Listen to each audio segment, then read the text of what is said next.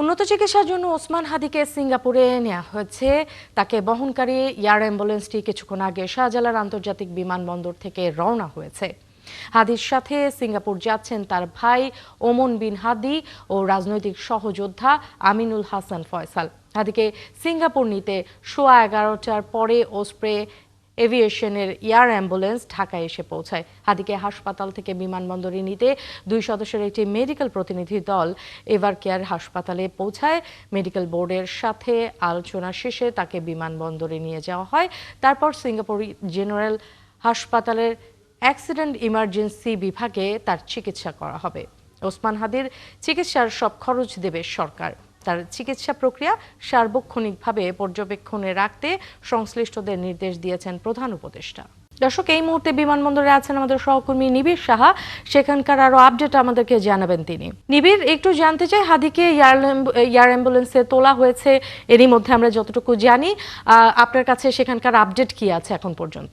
Nancy, air অ্যাম্বুলেন্সে ওসমান হাদিকে তোলা হয়েছে এবং বেলা 1:53 সেই এয়ার অ্যাম্বুলেন্সটি ঢাকা থেকে উড্ডয়ন করেছে। অর্থাৎ বলা যায় যে 3.5 ঘন্টার সময়, অর্থাৎ বাংলাদেশ সময় বিকেল 5টা নাগাদ সেটি সিঙ্গাপুরে পৌঁছাবে এবং সিঙ্গাপুর জেনারেল হসপিটাল, যেখানে আগে থেকেই সব ধরনের ব্যবস্থা করে রাখা হয়েছে সরকারের পক্ষ থেকে, পাশাপাশি সিঙ্গাপুরের বাংলাদেশ দূতাবাসের পক্ষ থেকে তারা কিন্তু বিষয়টি দেখভাল করছেন এবং সিঙ্গাপুরে পৌঁছানোর মাত্রই কিন্তু তাকে এয়ারপোর্ট থেকে হাসপাতালে নিয়ে যাওয়া হবে এবং সেখানে তার যে চিকিৎসা সেবা কার্যক্রম সেটি শুরু হবে।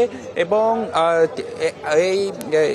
আমরা যখন দেখলাম যে ওসমান হাদিকে যখন এয়ার অ্যাম্বুলেন্সে তোলা হলো, তখন সেখানে উপস্থিত ছিলেন স্বাস্থ্য উপদেষ্টা, পাশাপাশি প্রধান উপদেষ্টার স্বাস্থ্য বিষয়ক বিশেষ সহকারী ডাক্তার সাইদুর রহমান, যিনি শুরু থেকেই ওসমান হাদির শারীরিক অবস্থার খোঁজ খবর রাখছিলেন, মেডিকেল বোর্ডের সাথে বৈঠক করছিলেন এবং তিনি বেশ কয়েকবার কিন্তু আসলে শারীরিক অবস্থা নিয়ে তিনি গণমাধ্যম কর্মীদেরও কিন্তু ব্রিফ করেছেন এবং তিনি কিন্তু এয়ারপোর্ট থেকে বের হয়েই আমাদেরকে বিস্তারিত তথ্য আমাদেরকে জানালেন যে দুই পক্ষ আজকে তারা যেমনটি জানালেন যে তিনি যেমনটি আমাদেরকে জানালেন যে এই যে এয়ার অ্যাম্বুলেন্স, সেই এয়ার অ্যাম্বুলেন্সে ওসমান হাদি ছাড়াও কিন্তু তার ভাই, আপন ভাই এবং ভাইয়ের বন্ধু রয়েছে, অর্থাৎ বেশ কয়েকজন কিন্তু তার সঙ্গী হচ্ছেন। অর্থাৎ বলা যায় যে তিনি যেমনটি তথ্যটি দিলেন যে তার আপন ভাই এবং ভাইয়ের বন্ধুরা কিন্তু তার সঙ্গে যাচ্ছেন সিঙ্গাপুর, এবং তিনি এর পাশাপাশি তথ্য দিলেন যেহেতু তার মস্তিষ্কে আঘাত এবং পাশাপাশি তার যে বাকি অর্গানগুলো রয়েছে, অর্থাৎ বাকি যে অঙ্গ প্রত্যঙ্গগুলো রয়েছে শরীরে, সেগুলো কিন্তু পুরোপুরি ঠিকঠাক কাজ করছে। শুধুমাত্র তার মস্তিষ্ক ক্ষতিগ্রস্ত হয়েছে এবং মস্তিষ্ক ক্ষতিগ্রস্ত হওয়ার কারণেই কিন্তু তিনি যেমনটি বললেন যে সিঙ্গাপুরের চিকিৎসা সেবায় কিন্তু এই যে মস্তিষ্কের চিকিৎসা সেবার জন্য সিঙ্গাপুর কিন্তু আসলে সেরা, যার কারণেই কিন্তু